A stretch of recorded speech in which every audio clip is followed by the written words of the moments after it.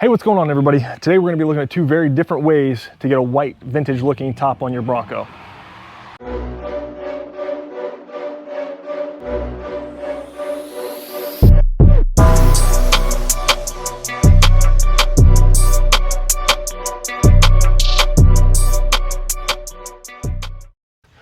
Okay, so like I said, in this video, we're gonna be looking at two very different ways to get this white top on your Bronco. One is gonna be with PlastiDip, which I've chosen to do on mine, and another one is gonna be with Raptor liner. So if you've watched some of my other videos, you've seen me shoot Raptor liner on the underside of the Wagoneer that I'm doing, and I also have it in the bed of my Bronco. Another of the members here who are on the in the Bronco group, they decided they wanted to use Raptor liner to take their top to white. They're trying to do a very cool vintage build on theirs. They're doing the full you know, the wagon wheels, the white top, the pinstripes, everything's a really good looking vehicle that he's working. But the white top was a big key part of getting that look. And so, like I said, we're gonna compare and contrast the two different ways to do this. There's a million different ways, but the two ways that we worked through, mine with PlastiDip being a less permanent, but still pretty effective way to go white, and his, which is the Raptor liner, which is, once it's on there, but it provides a lot more protection than the PlastiDip. So let's get into it. We'll start with mine, we'll run through the PlastiDip, and then I'll show you how we shot the Raptor liner. Okay, so here we have the package. Okay, so here we have the package that came from Dip Your Car, and in it we have 2 gallons of snow white dip. We have tape and drape. This stuff is awesome, big time saver there. And then we have the dip wash, or the pre-wash rather. So what we're gonna do is we're gonna get the Bronco top washed up, and then we're gonna let it dry for 24 hours, which is what they recommend. I think we're also gonna do some blow drying with the leaf blower, just to try to get all the water out of there we can. So let's get washing. So just like everything we do, prep work is going to be, you know, of the utmost importance. So I'm doing a 2-bucket method here. Normally I'd wash with a 3-bucket method, but one, to keep the rag clean, right? So washing the top is going to be my main focus here. I'm going to scrub it down with the pre-wash that they send from Dip Your Car in their kit, and that's getting the majority of my attention. Another important thing here, water is the enemy when you're spraying dip. So I use my leaf blower to go ahead and blow as much of the water out of the crevices as I could before letting it sit overnight for the next day. Okay, so it is the next day. We're out here. I am gonna shoot this one outside. Usually I would do it in the garage, but my wife has said a few times, what about people who don't have access to the same, you know, tools or garage or things like that? So I've never tried to spray this outside before, so that's what I'm gonna do today. I've got it in the shade of the garage, and I should have shade for a good part of the day. I have it out from underneath the tree here, so there's hopefully nothing that's gonna fall into it. That would be one of my big concerns. And it's not a windy morning, and so my hope is that I can get this on. You know, we got bugs out here a little bit, but I'm gonna go through and tape this off. So here's what the process is gonna look like. I've got this tape and drape stuff that they sell. What that's gonna allow you to do is just run some, you know, it's got tape on the top, and then I forget how many inches of plastic that just kind of falls into place. So it makes the masking process pretty easy. So we'll throw the tape and drape on, and then we've got the dip here. We've got an agitator with a drill. We've got the cups, some funnel screens to get the liquid in there, and then the sprayer. This is the same sprayer I've been using for probably 10 years at this point. Dip Your Car sells one that's very similar to this, but it's their branded. This is the one I bought from them way back in the day before they had their own brand. I checked it yesterday to make sure it's still shooting air, so we're good. So we'll get started with the taping. What I will do probably is I have another set of masking tape. Just to get my crisp lines, I will go in and mask first with a regular masking tape, then adhere this to the masking tape. That way I don't gotta be so precise and precautious with this, and I can just go in and put it over. The good thing about this is it's all peelable, right? So if you get a little lazy or sloppy in your prep work, you can go through and peel off. It will create natural edges wherever there's a body break. And so if I just, you know, if I taped a little low here, it would create a natural break here at the top, and I could just go and peel the rest of it. So, but I'd rather not deal with overspray. Because this is black and because it will show, I'm gonna get as precise as I can in the taping process, and then we'll go from there. So let's get started with the taping.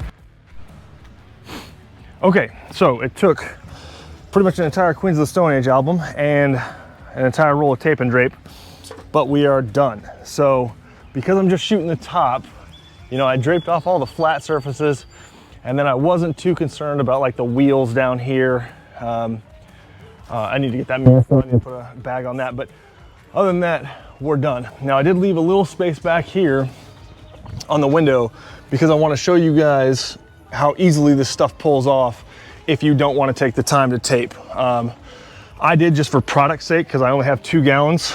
And so this should not take a full 2 gallons, but I wanted to be absolutely sure that it wouldn't. And so that's what I did, was just taped off all the windows to make sure. But now we can start mixing up the product and get ready to spray.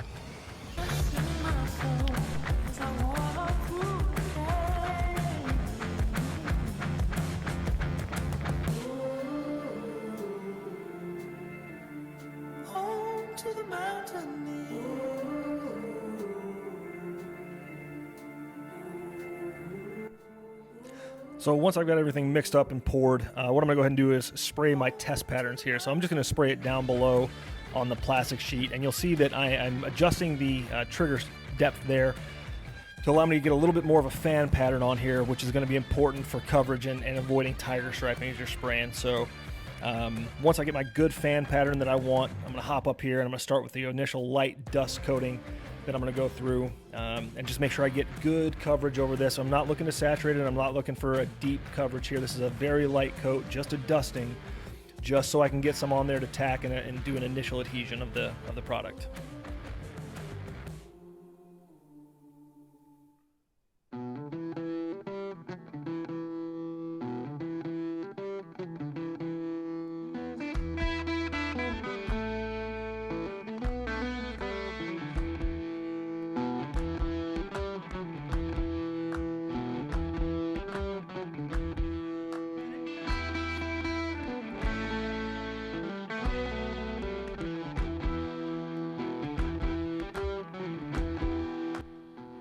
Okay, so what I'm gonna do is I'm gonna grab the camera here and show you guys.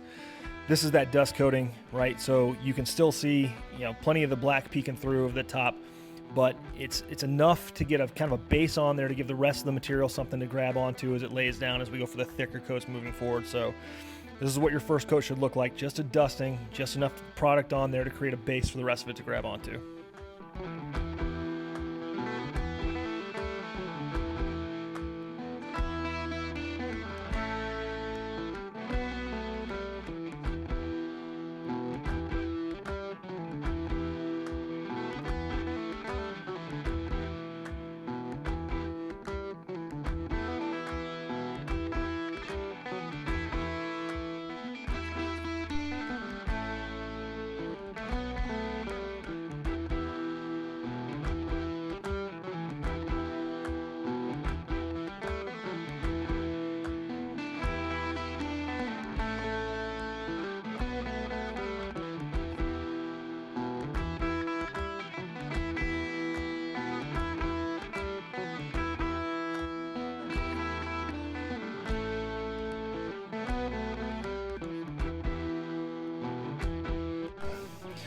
Okay, so you can see we're almost through the first gallon and it has thickened up considerably. So those first couple coats you spray on are these light dusting coats, and then you get to where you start spraying thicker, heavier coats. So now we're really starting to go through the product.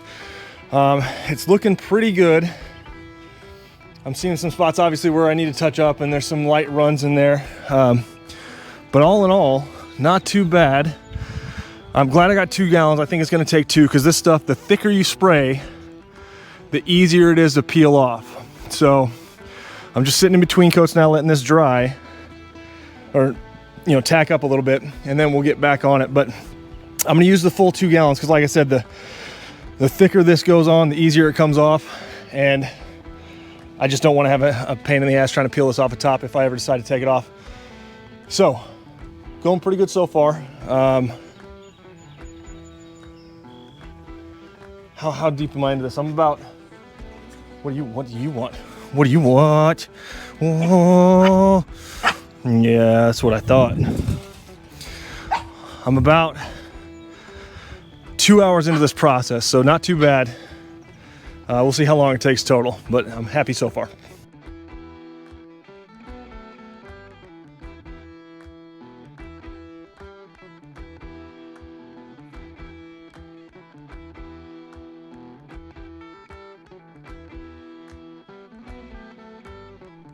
So at this point, I believe I'm on my 5th or so coat, but this is where we're getting into the good heavy coats, right? So now we're looking for good coverage, getting the tiger striping out, and getting good wet coats laid down, so this can be a good thick product when we're done with it. So shooting a little bit more product here, a little heavier, and then once you are done with your final coat, I like to peel while the dip is still wet, right? I like to have a little bit of moisture to it so I can peel and create good edges. And so that's what I started doing. I finished up with my final coat and then immediately started the peel down of the tape and drape so I can get a look at all the edges and see how everything turned out.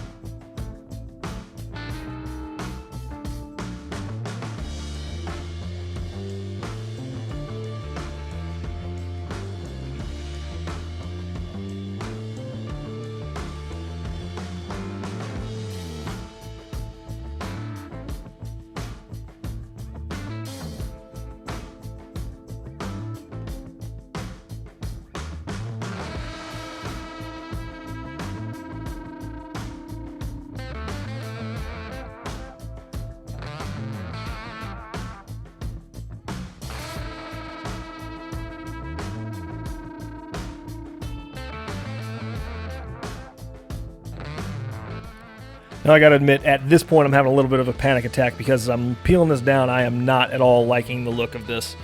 And I'm starting to question whether going white was the way to go, but I'm gonna change some things, some other things with the vehicle moving forward that are really gonna bring me around to this white top.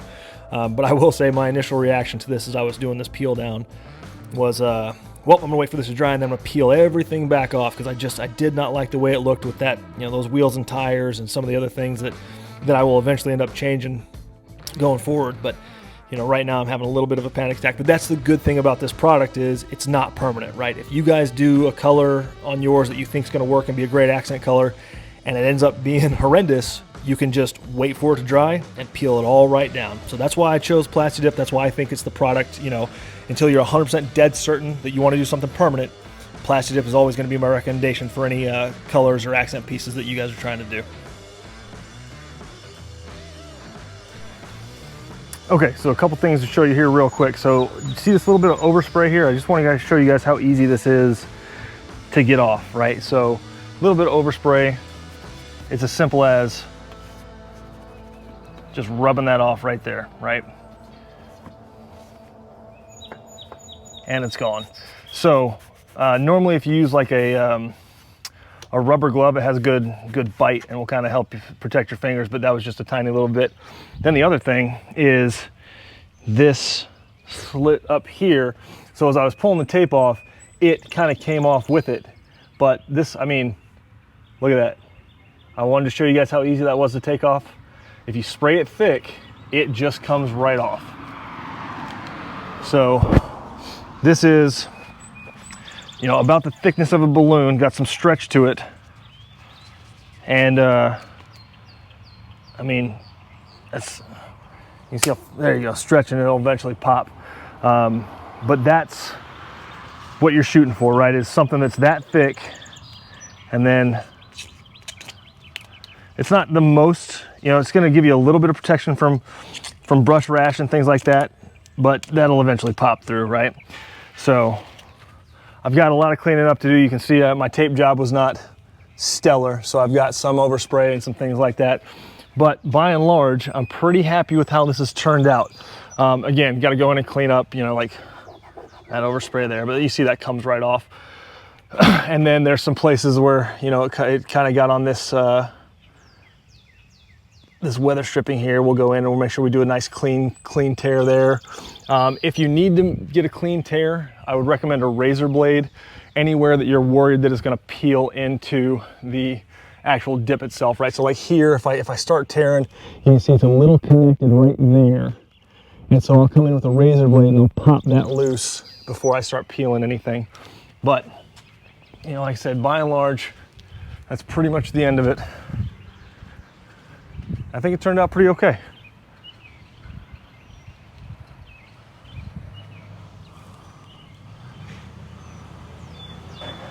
Hey everybody, how's it going? So what you've already seen is me shoot the Plasti Dip on mine. So today we're here to do the second way to take your top white of the multiple ways there are. And we're gonna be shooting Raptor liner. So one of the other Bronco Club members here, he wants to take his, he's doing a full retro build on his, trying to model it after 66. I'll insert some pictures of what he's done so far, but it's beautiful. He's got it on 37s, a great lift. It looks fantastic. But today what we're gonna be doing is we're gonna be taking his top and we're gonna be shooting it with Raptor liner. So if you watch my other video on Raptor liner, right, this stuff is pretty simple to shoot. This is plastic though, so the prep work's gonna be a little bit different.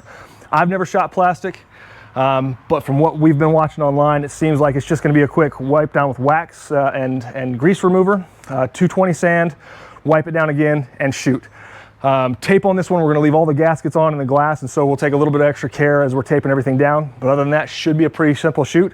So let's get into it. So you can see here that we decided to pull the top off the Bronco to shoot it. And so with anything permanent like this, Raptor liner, or if you were gonna do a paint, you know, if you're gonna do the full prep and paint on this, I would recommend removing the panels or whatever you're shooting away from the main body of the vehicle. With this being a permanent product, removal of overspray is gonna be much more difficult than the Plasti Dip would be, right? So it's worth taking the extra, I think it took maybe an hour to peel the top off, but it's worth taking that extra bit of time to avoid the potential of overspray on your paint or your wheels or anything you can't get it off of very simply. So as you can see here, we're going in with the wax and grease remover. We're gonna do the initial wipe down to make sure we don't sand anything into the top, right? You wanna make sure it's good and clean, and then you're gonna go hit it with this 220. That was what was recommended online. With the plastic being as thin as it is, I might recommend an even finer grit sandpaper. I might go 300. Just because, like I said, as we were sanding, you could see a little bit of honeycomb pattern, and it gave me just a slight cause for concern of how thin that plastic material is. But you can see we get a good sand down here with 220. We did the main body of the top and then these two front panels over here. So just a quick rough down. You know, you're not looking for anything crazy on this because the product that you're going to shoot over at the Raptor liner is a very rough textured product anyways, and so this does not need to be glass smooth. Once you get it with the initial 220 hit, you're gonna go back over it with the wax and grease remover. And then just as an extra precaution, we took the air wand and we blew out all the crevices and creases just to make sure there's nothing hiding in there before we're getting ready to shoot. So then what I forgot to mention at the beginning was he had bought this adhesion promoter. Because we're spraying this on plastic and not metal, right, and we wanna make sure there's good mechanical adhesion. Raptor liner sells this adhesion promoter specifically for these plastics that you can shoot on there. And you do 2 rounds of that, let it tack up, I think 20 minutes, and then you're gonna mix up your Raptor liner. So he's shooting white. This was not a color additive white, this was white from the factory. So if you're shooting it, I would recommend, you know, that's the way to go, just so you don't get any color inconsistencies. If it's mixed at the factory, you can pretty much bet that it's gonna be a pretty consistent white because they're doing huge batch mixtures. But you're gonna throw in 8 ounces of hardener. You're gonna shake this bad boy for 2 minutes, just like we did with the other Raptor liner. And then we're gonna spray a test pattern, since this is a new gun and a regulator and everything like that, looking for that softball size, and then you're ready to shoot. And so we start in here with the initial coat. So on the first bottle, I believe I get through the main body of the top here and part of one of the front panels.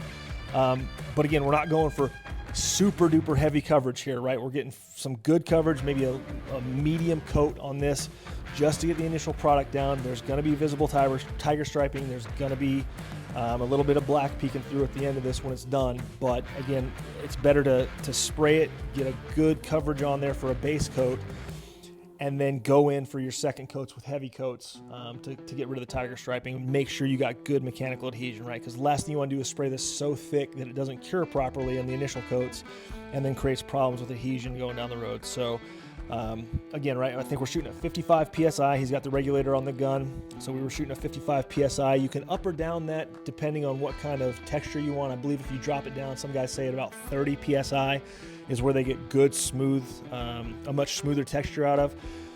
I think you kind of lose a little bit more product that way, and he was not concerned with getting a super smooth product. We're going to do a dust coat at the end to kind of smooth it out a little bit, but again, this is something he's putting on here for off-road protection, which is the huge difference between this and the PlastiDip, right? The amount of protection this is going to give his top off-road is light years beyond what the PlastiDip will give you, right? PlastiDip will keep you safe from a little bit of brush rash, you know, just like a thing of going through a brush and it giving you some fine scratching on your paint. This is going to be a lot more robust of a protection for this top, and so he's going to be able to drag some tree limbs across it and hopefully have absolutely no damage to his top. So again, as we're doing this coat here, it's looking to get a good even coat down so we can get the base coat shot. You're going to give it about an hour to cure between coats, and then you're going to come in with a second coat. So we're going to button this one up here. I think it takes, like I said, 2 bottles for this initial round, and then we're going to move on to coat 2.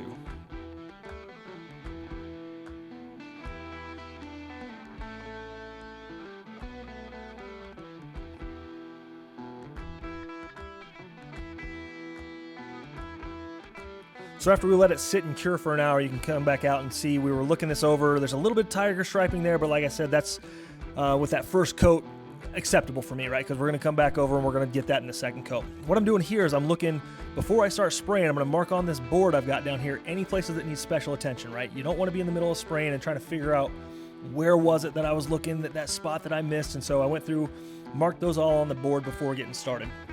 I had a little code system to show me like on the board where I needed to shoot. So we're going to mix up this third bottle of Raptor liner here, and this is what we're going to shoot as the final coat. We're going to leave that 4th bottle in case he ever has any need for touch-up work. So as we're going over here, we're still shooting at 55 PSI, and again, I'm taking a look at my marks to make sure I'm covering where I needed to cover that I'd indicated before, and we're just going to go through, and again, the pattern I'm spraying here is to make sure I'm getting rid of that tiger striping that was in there. So I'm going to do a cross pattern here, make sure I get everything covered with a good covering. Because I'm not trying to go from black to white on this one, I'm going from an already white to a you know, quote-unquote darker white, I guess, for lack of a better term. I don't need as much product here. So again, this 1 bottle is going to be enough to get the coverage I need to get rid of that tiger striping and to get the depth and thickness that we're looking for. And so all in all, I was, you know, pleasantly surprised with how easy this process was on the plastic. From a comparison of labor, you know, shooting the PlastiDip versus shooting the Raptor liner, the labor is going to be about the same amount of effort, but in 2 very different ways, right? Like you pull this off and the prep work for this top was shorter just because I didn't have to worry about the rest of the vehicle. But the spray time's roughly the same, right? The difference is the PlastiDip can be shot out of a home paint gun, and this needs a compressor. So again, it's a, you know, what can you do with your things you have available to you?